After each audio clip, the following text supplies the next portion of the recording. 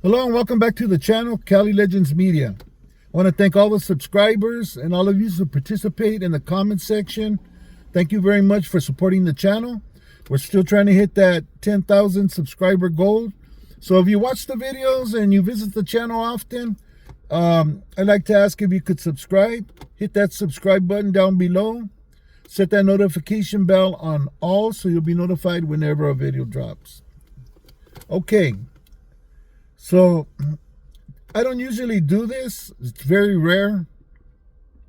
But I'm going to dedicate this this next video to my dad, to my jefito, Lucky from Primera Flats. He's the one on the thumbnail, okay? And I was kind of hesitant to do this video because, you know, a lot of people might feel differently about it. But I'm going to be transparent with you guys, and so you guys could get to know me and maybe take away from a little bit from what I've been through to make better decisions in your life, you know. So my dad, he is from Primera Flats, right? When he was young, he never got out. He just ended up having his family and his kids. Me and my two younger brothers were his second group of kids. He also had my half brothers, which there was Frankie, Philip, Georgie, Ricky, and Johnny. I think that's all of them, 5, and then us 3. Okay, me and my 2 younger brothers. So he lived with us from my birth until he passed away, you know. And during that time, he had a lot of talks with me about growing up and about doing the right thing, right? And he would tell me, man, Steve, whatever you do, don't get into no gangs, don't get involved with no barrios or nothing, as long as I'm alive. After I'm gone, you know, you do what you want, okay? At least I could die in peace knowing, hey, I did my best to keep my kid off the street and away from that lifestyle. He knew the lifestyle very well. He had been busted and, you know, he lived the life, you know.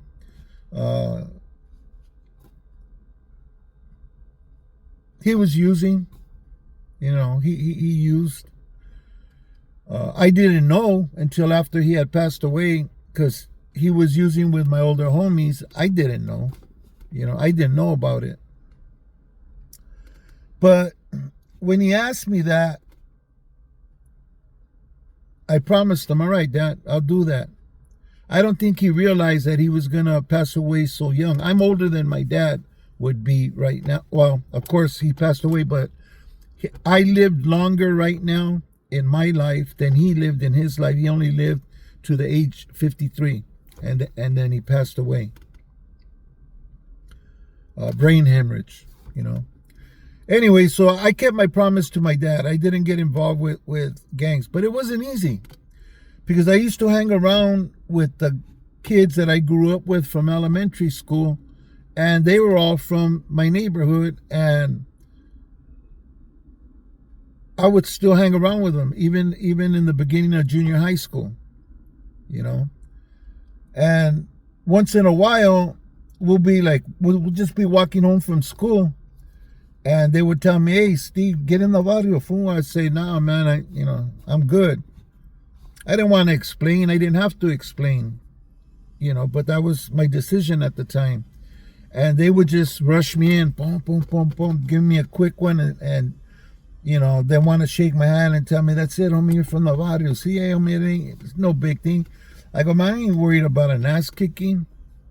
That's not the point, you know. But I told you guys no, and I take off on them, and they jump me out.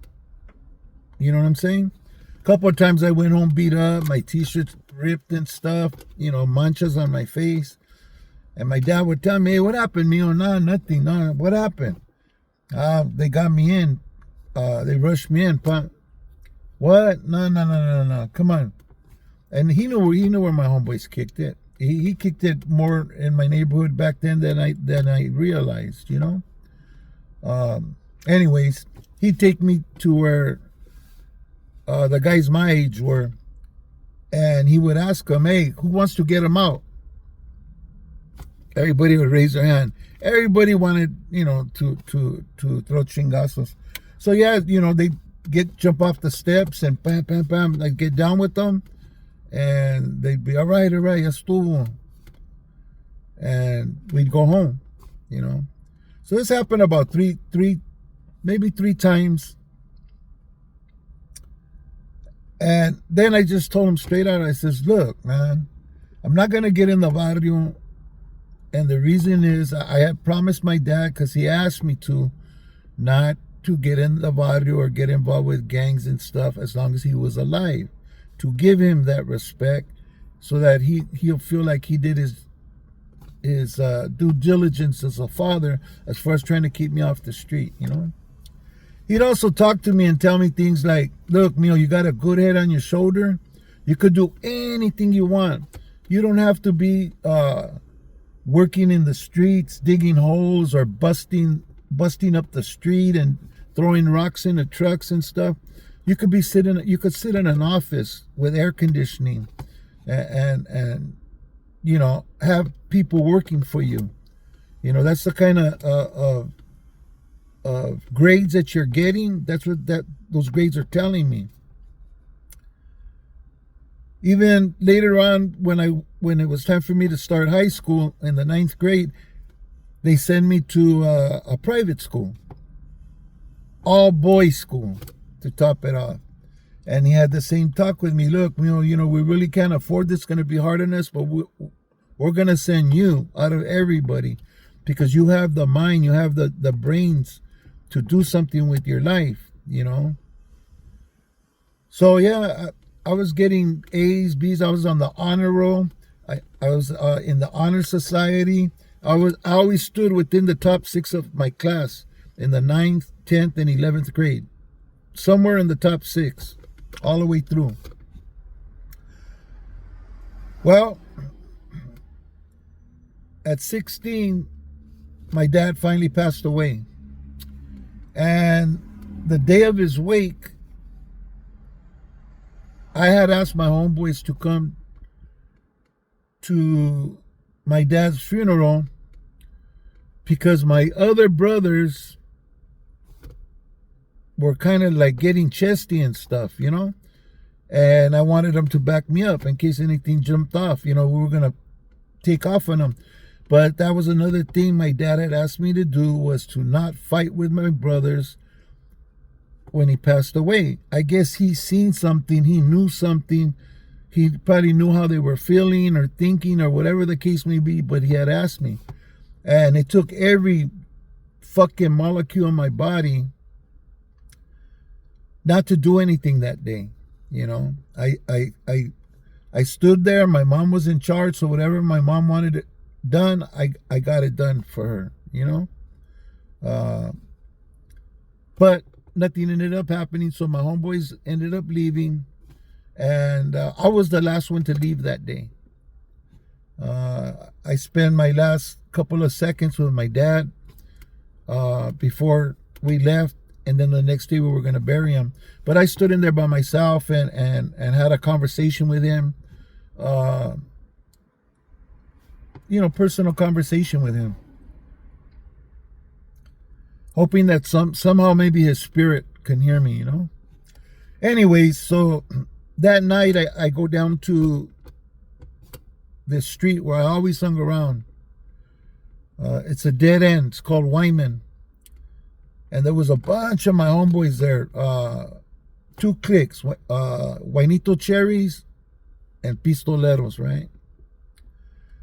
So I was there maybe like 10 minutes, and then one of the homeboys came up to me and asked me, "Hey, homie, hey, you said that you, when your dad passed, and you were going to get in the barrio. When you going to get in?" And so I told him, "Fuck it, I'll get in right now." So they asked me, "What clique you want to be from?" And I picked the Pistoleros because they're the ones that I was closer to. So, I moved back. I know how to get jumped in. I was a pro at it by then. So I moved back, and this homeboy comes up to me from the Pistoleros, and he shakes my hand, and he tells me, "Hey, homie, you always been my homeboy. I'm not gonna jump you in. As far as I'm concerned, you've always been my homeboy, dog.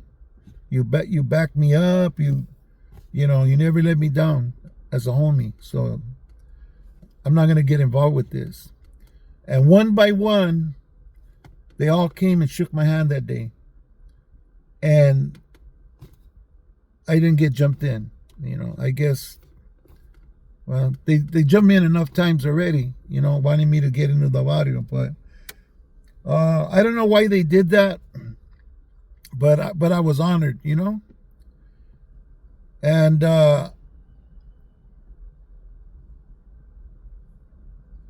there began a different life for me, because I got more involved with things that were going on in the neighborhood. I was already a good fighter, but I learned to become vicious in the streets. It takes a lot for a person to hit another person with a big old metal bumper jack, full swing as hard as you can, trying to split his coconut, And I learned stuff like that,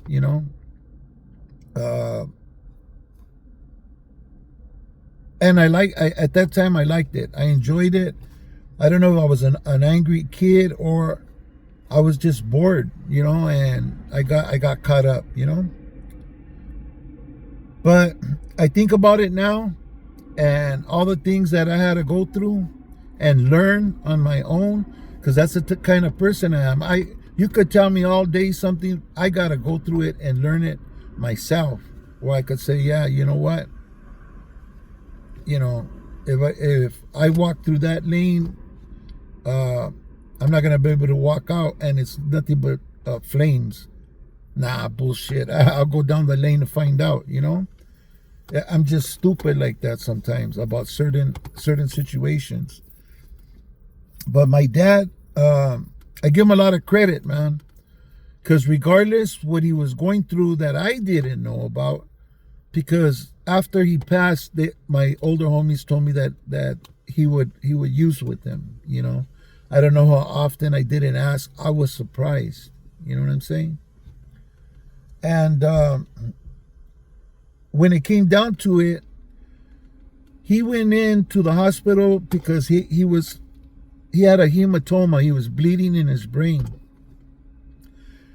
During that surgery and everything, he got a lot of blood transfusions. What ended up happening is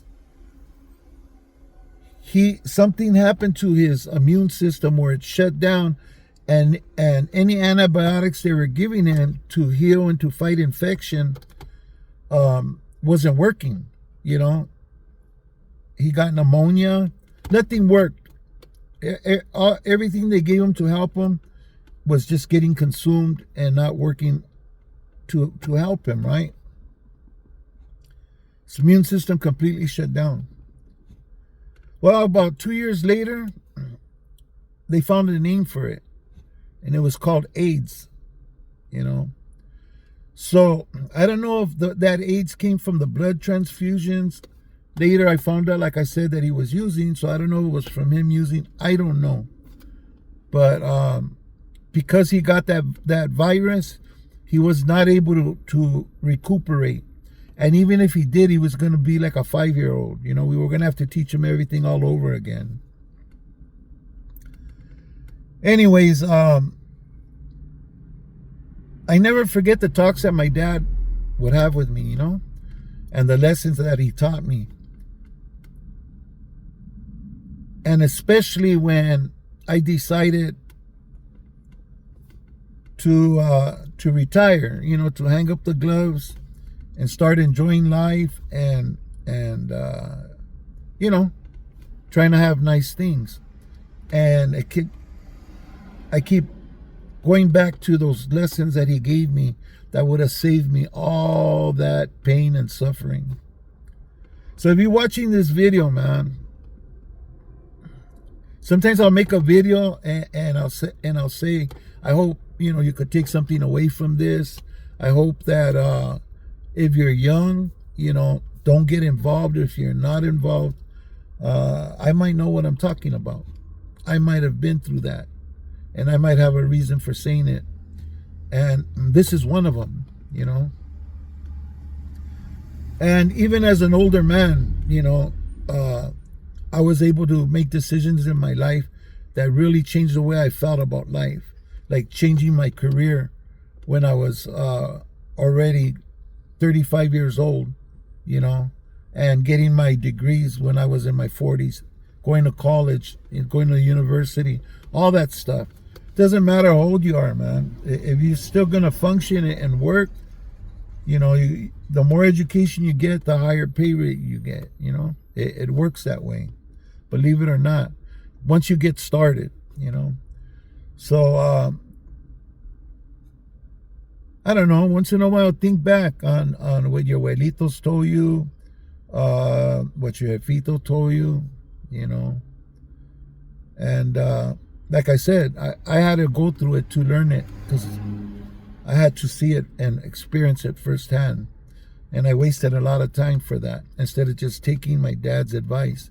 He knew something. He had been through it. You know what I'm saying? Anyways, like I said, this video I dedicate to my dad. Rest in peace. Love you. And thank you for watching. Hope to see you on the next video. And God bless you. God bless your families. Don't forget to hit that like button. It's a way to support the channel without it costing any money. So see you on the next one.